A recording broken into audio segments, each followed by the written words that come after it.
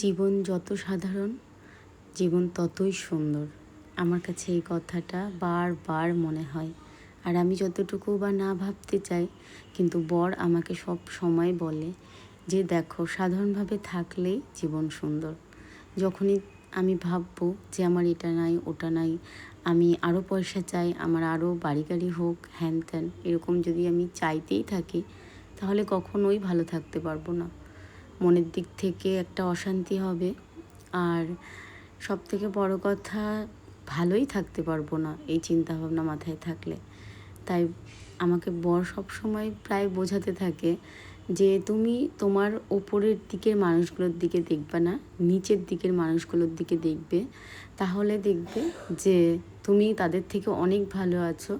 আর এই জিনিসটা যখন তুমি বুঝতে পারবে, তখন দেখবে যে না, তুমিই ভালো আছো। তার মুখের এইসব কথা শুনে আমি সত্যি ইন্সপায়ার হই।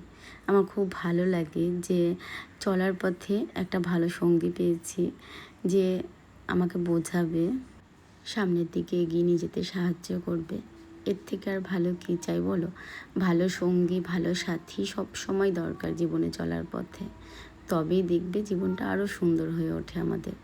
এই জন্যেই আমার সবসময় মনে হয় যে সাধারণভাবে জীবনযাপন করাই ভালো। সাধারণ খাওয়া, সাধারণ পড়া, এর মধ্যে অনেক শান্তি আছে।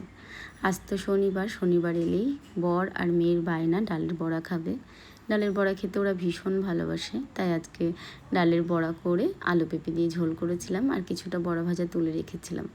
কিন্তু খাওয়ার সময় দেখো কত কিছু হয়ে গেছে। এই যে সবজিগুলো দেখছো, এগুলো পাশের বাড়ি দিদি দিয়েছে। আমার ভিডিও দেখে দেখে আমি সবজি খেতে ভালোবাসি, অনেক রকম রান্না করি, তাই দিদি এগুলো রান্না করে দিয়েছে। তো এই ছিল আজকের ভিডিও। চলো, দেখা হবে আগামীকাল। টাটা।